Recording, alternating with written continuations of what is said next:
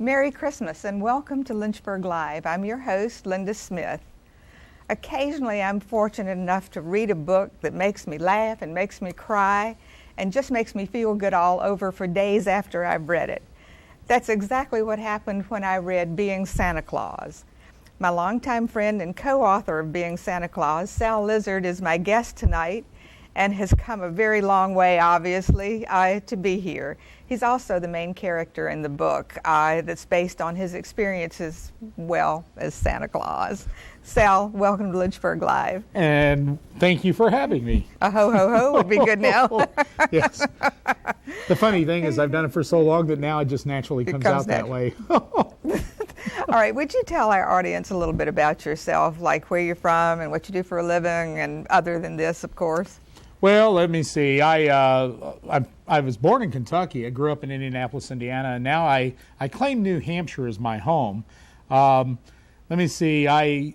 Besides being a professional Santa, a real bearded Santa, I also act and I do stand-up comedy. I've produced a movie and probably will be producing some more soon. And that's pretty much it. Oh, and of course, a published author. Right. And that's really important. That is important. All right, which came first for you? The fact that you look like Santa Claus or a position that called for you to look like Santa Claus? Well, I guess I looked like Santa before I actually started acting like Santa because a radio station down in Charleston, South Carolina asked me if I would be willing to pass out some toys to some children. And I said, well, I suppose so. I was a business owner down there, so I could take the time off work. And then Michael D. says, come with me. And he took me to this closet, and he handed me a red suit. And I said, really? Do you think I look like Santa? And he goes, well, yeah.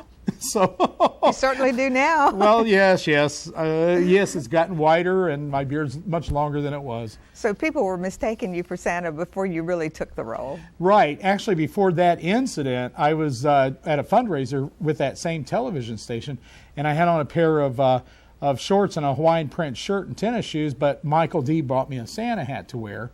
And so while I was standing there leaning against the car, this little boy walks by with his mother, and he goes, look, Mom, Santa's on vacation. Cool.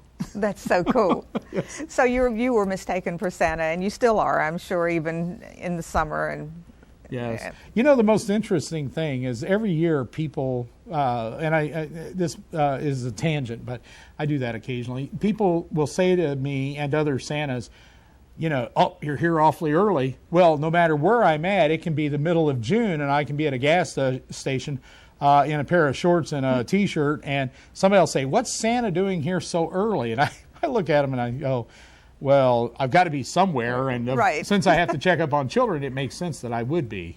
So how long have you actually been being Santa? Well, for over 20 years, actually.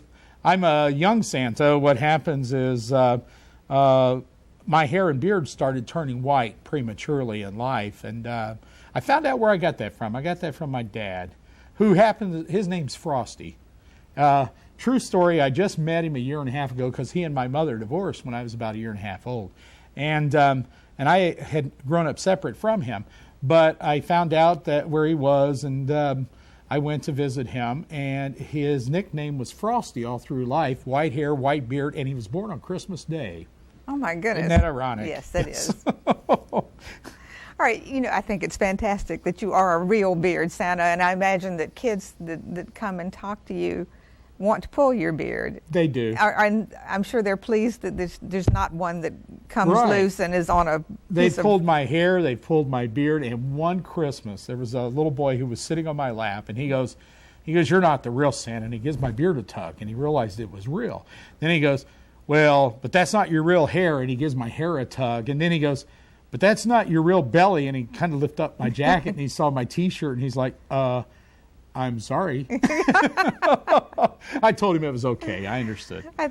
You know, Sal, this book that you've written, and that's one of the reasons I really wanted you on here to promote your book at Christmas time, because it's such a wonderful book. Now, you co-wrote that with a mutual friend of ours. Right. Can you tell us a little bit about how this project got started? Well, you know, being the way I am, the way I look, I've had people walk up to me and say, has anybody ever told you look like Santa? And I go, oh, yes, I've been a professional Santa for a while. And they go, well, what's that like? And so I tell them stories. And they all would say to me, oh, that is so funny and so cute or whatever, but you should write a book. And I said, but I don't write books, but I do tell stories.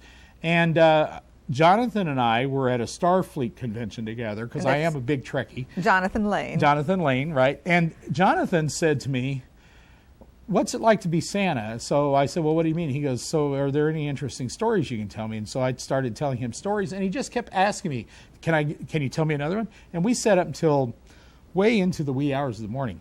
And then he goes, you should write all this down. This is priceless. And I said, but I'm not a writer. And he goes, you know what? I'm a writer. Why don't you let me write your stories? And if we can get it published, we'll get it published. And so I said, okay, sure. So that's how...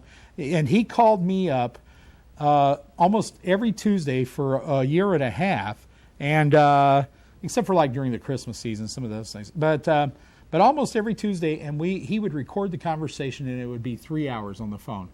And I would tell him stories, and then he would come back the next week with questions. And sometimes I would say to him, I'd be in the middle of telling a story, and I'd go, oh, remind me to tell you the story about the time that I... And then when he was listening to it later, he would write that down and ask me. So he brought me back and kept me grounded. This book is actually 1/2 the size it originally was. Oh, my. And the funny thing is the publisher had us edit out 40% of the book. And then the biggest complaint I got about this book was the reviews were wonderful. But people said, if I have one complaint, it's that I ran out of book. Right. And so...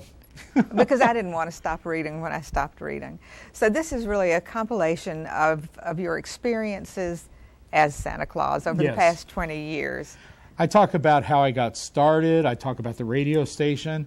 I talk about some of the funny things that children have said to me. And when I say children, I mean children of all ages. Right. There's a story about an 80-year-old lady in there who came to sit on my lap because she had her picture taken with Santa every single year of her life, even before she was born, because her birthday was in January. So the first picture of her was Santa listening to her mother's belly. That is just so cool. Yes.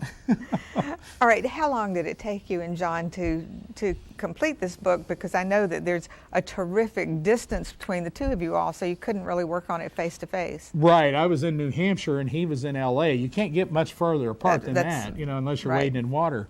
And so what happened was...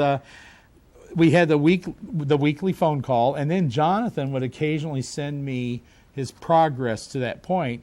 And actually, to be honest, there was so many times I said, oh my gosh, he made changes, so now I've got to go back and reread. And I've read my own book quite a few times, just in the editing process. But nobody knows it better than Jonathan, of course, who actually wordsmithed it. But and then when we finally got it all done, about a little over a year and a half after we started, Jonathan said, we'll send it out and see if we can find an agent. And we got an agent like within a week, I think it was. And then the agent said, well, I'll send it out and we'll see if we can find somebody interested in publishing it. And within 2 weeks, we were talking to a publisher. That's wonderful. Yes. I mean, because it's such a process sending out query letters. So you really are lucky to have been able to do that so quickly. I know. It's... when I talk to people who I know that are authors, and I've met quite a few of them recently especially, and they tell me, they go, wow, to go through the process that fast. Right, it really is. Yes. It must have been a little Christmas magic. I was going to say, when you're talking to Santa Claus, it's really hard not to say, okay, let's go on and do this. Right. All right, Sal, I want people to be able to buy this book. If you can tell us where they can purchase it and what the price is, that would be great. Sure. The hard cover copy came out last November the 8th, and it was available at Barnes & Nobles and Books A Million across the United States. And I did find that I was also going to some independent bookstores to do book signings last year. And so you just never know where it'll turn up. Someone in New York told me they saw it in their supermarket, as a matter of fact. And you can, of course, get it on Amazon and other online e-tailers. This year, the paperback is coming out. That's great. Now, this book here, the cover price on it is $20, and that's what I found generally it sells for at bookstores, although I think you can also get it on Amazon a little bit cheaper. Of course, you have to wait. And some people that when they decide they want it, they've heard stories about it. It's got 5 stars on Amazon. Oh, it's wonderful. Yes, I just think that's wonderful. I'm real proud of it. All right, now you actually drive a Santa mobile. Yes, it's actually pictured in that book. And what kind of reactions do you get when you're riding the Santa mobile and wearing this outfit? Oh, well, wearing the outfit. There's a story in there about the time that Boston had a level 3 snow emergency. And so I wasn't even supposed to be on the road. And of course, I'm driving my car and a state trooper pulls me over. And he says, tell me why I shouldn't arrest you and tow your car in. And I said, well, I'm on my way to a children's party. And he goes, oh, nobody's going to be there because it's Christmas. And I said, but this is at a children's home, so the kids are already there. Right. And I'm the one person that can't use that as an excuse. So being Santa has gotten me out of a ticket or two.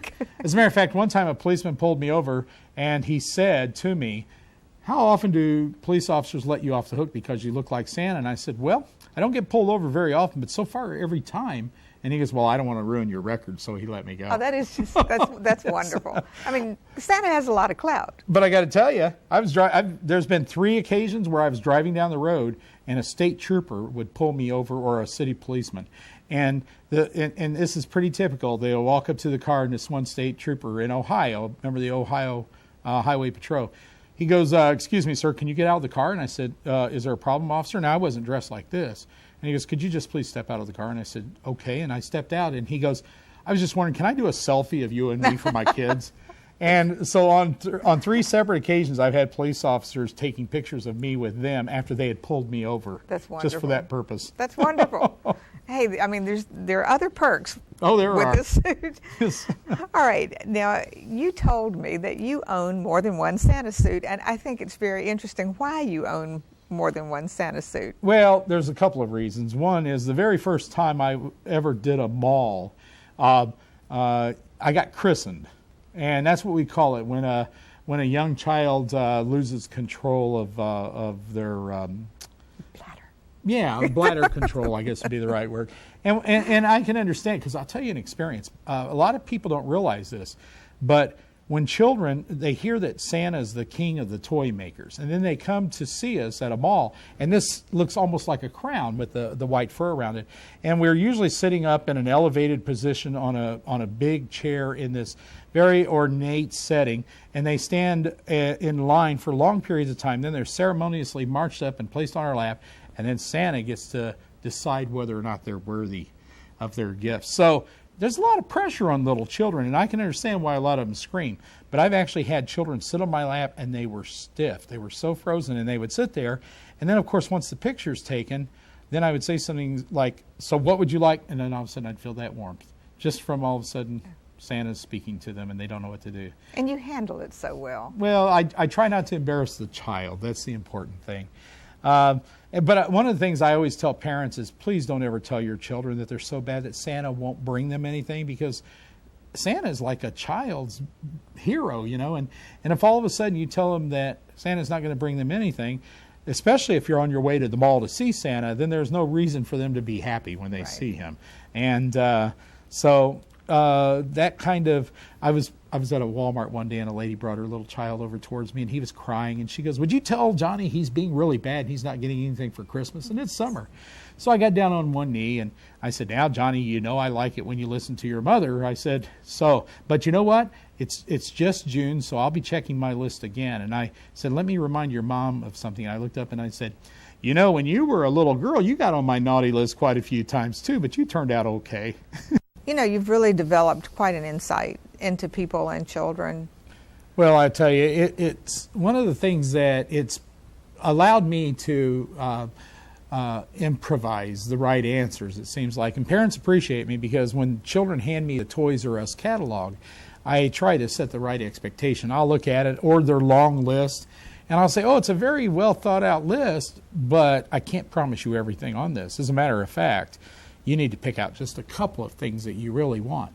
And I tell the children a lot of times that children get upset because they don't get what they ask for. And sometimes they start to lose faith. But I tell them, you know, nobody's perfect. And so what I do is I listen to what they want, because that tells me what they like.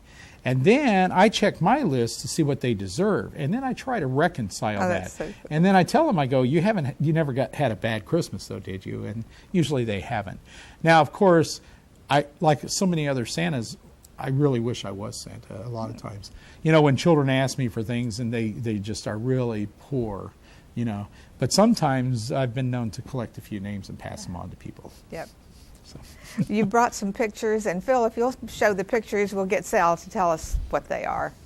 They're wonderful pictures. Right. Oh, yes. This was a picture that I took at someone's house out in California, I believe.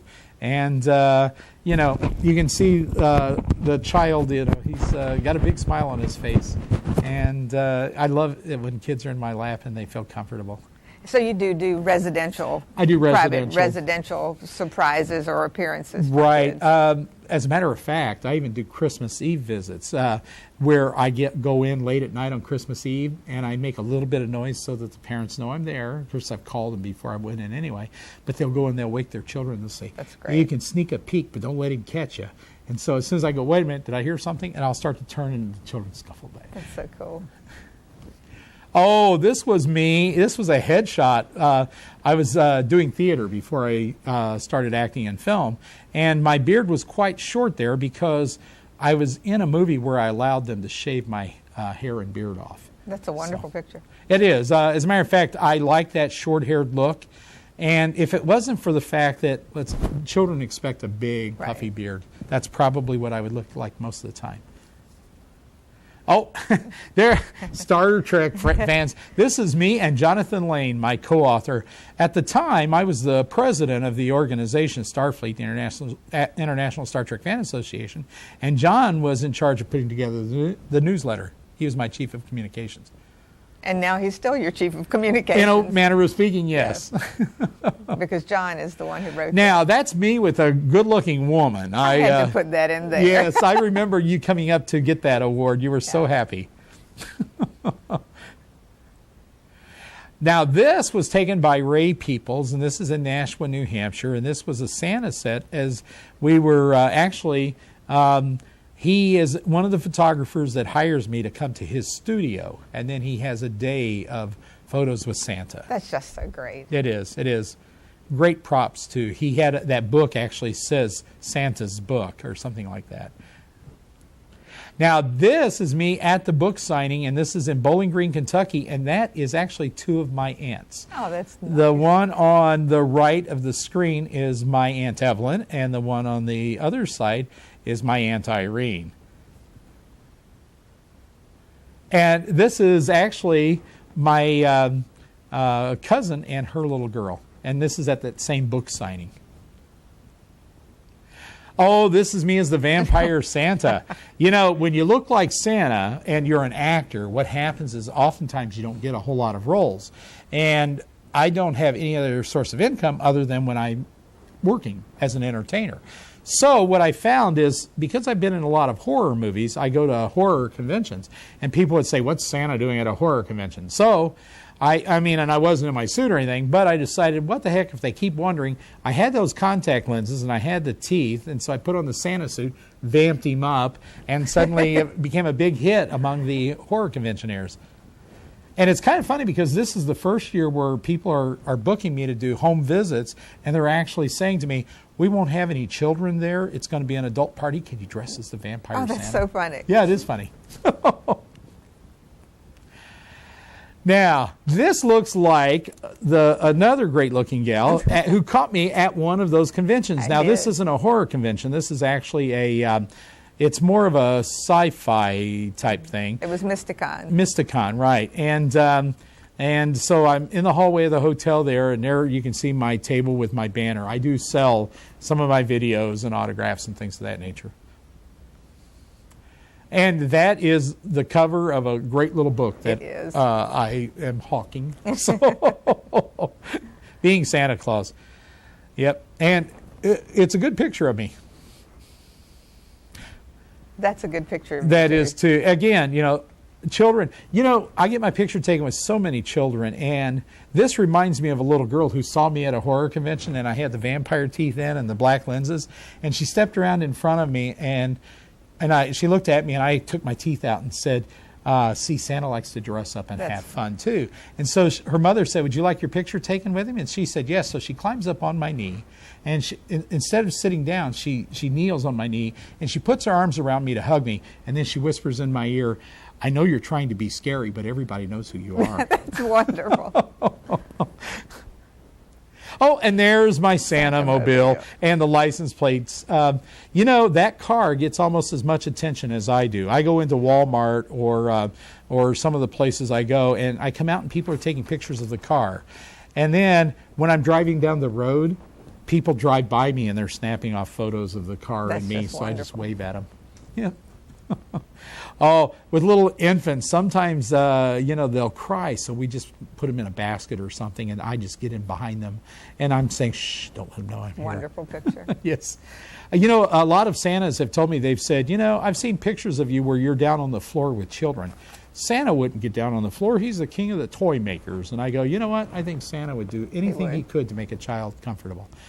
This is my favorite picture because this was taken by the picture people up in Newington, New Hampshire when it was still there. And I was looking at this toy. This is the one photo that when I saw it, I said, oh my gosh, I really do look like Santa. You really do. And it's a series of pictures. Yes, it is. Because I've got them all in here. Oh, do you? Okay. Yep, there's the one right there. Now that is one that I actually sell an autograph, and that's my #1 selling photo of all of the different scenes I have of movies I've been in, and that is the #1 seller right there. Yep, there I am. See, all I'm doing is I'm playing with these toys like I'm fixing it. One of the things I like is my belt buckle is very plain, and on the seat there next to me, and yeah, it's just, those are great pictures. The girl that did those was just marvelous. Yeah, they really are good. This was me as a sea captain. I am an actor, and I was doing theater, and I was in a play called Anything Goes. So I was the sea captain there. This is me from another play. I was in Brigadoon, and I was in a bagpipe band. I didn't play the bagpipes. I played the bass drum. But when the time came to do Brigadoon, I played the part of Andrew McLaren. And so while everybody else had sort of thrown together costuming, I actually had a kilt and a sporran and, you know, and the Balmoral and all that stuff. And the part of Andrew McLaren, he was sort of a rich guy. Everybody called him Mr. McLaren, even though everybody else called each other by first names. So I thought it was appropriate. I just wanted to be sure that people saw you in your mini. Oh, in my dress? Personas. Yes, yes. Oh, in my mini personas. Okay. Yeah. Now this, as you can see, I've got on a very old suit. It doesn't have the fur down the front. Instead, it has the reindeer buttons. We call them the reindeer buttons because each button is actually gold-plated, and it has the name of 2 reindeers, the pairing. And the last one says Rudolph and Santa. That's cool. And, of course, I've got on a robe and my bag thrown over my shoulder. That's a pretty big bag, and it expands out quite a bit. Yeah, that's really cool. Mm-hmm. Now, I don't know how much time we've got left, but if you could just quickly tell us about going into children's hospitals, and I know that there was an experience you had with a child who was... Well, this one I have to be really careful because it's very easy for me to get choked up when I start talking about this stuff. Yeah. But it's because I care. And I went into a children's hospital in the very beginning of the book, and I talk about the experience I had, and it was a very sad experience. And there are people who, even though they say the book is wonderful, they say if you're going to read it, make sure you have a box of tissues with you because of some of these stories. But Santa has to, people don't realize that they always think that being Santa Claus is just a wonderful experience. But, you know, there's been a lot of Santas who've had to deal with things like passing grandparents and things of that nature. And so what happens is, I wouldn't do children's hospitals for a long time because of that incident, but at the end of the book, guess what? I find myself in a situation where I'm right back in a children's hospital, and it was very cathartic, and I found out that people who care do cry.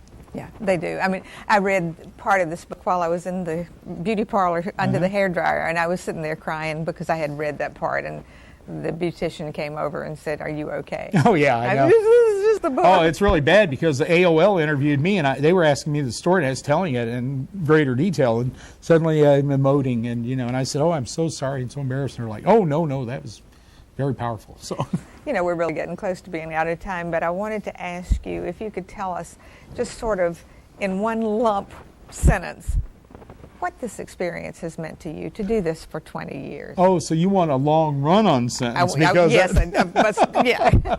Well, what it's truly been wonderful. I never, when my hair and beard first started turning white, I thought I was cursed because, I'd talk to girls and they'd say, hit on somebody your own age, I was out in California and I was talking to a girl and we were in a place where you had to be 21 to be at, and I was only 25.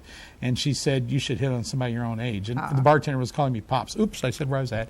But later I realized that it was a face that children love and most parents appreciate. And now I feel like I'm very blessed. The only downside to it is, of course, it keeps me out of, as an actor, it keeps me out of a lot of projects. However, it also gets me into some things. I may be doing a couple of Hallmark movies in the near future. Oh, that's wonderful, Sal. And now another quickie. Mm-hmm. What's in the future for you, the immediate future? The immediate future, well, my Christmas season, right. Of course, I got to finish it out. It's kind of going on now, unless, or it's the day of Christmas maybe, and so I might be asleep. Yeah. Okay. A figment of your imagination. But after that, I still do a lot of conventions, and I've got 6 movie projects in the works. Well, Sal, I thank you from the bottom of my heart for coming in and doing what I think is the best Christmas show that I am likely to do, and having you here has been so special. Well, you're on my nice list, so I've got to give you your Christmas wish, right? Right. And so when you asked me to come here and do this, I was very honored. Well, I do appreciate it, and Merry Christmas to you. Merry Christmas to you too, and to you too. Be good, for goodness sake. All right, I hope you've enjoyed tonight's show. And remember, you're never too old to believe, and that makes me feel like I'm going to cry. Have a wonderful Christmas and the happiest New Year ever. We'll be back here at Lynchburg Live in 2014. Thank you for watching. Good night. Have a wonderful Christmas.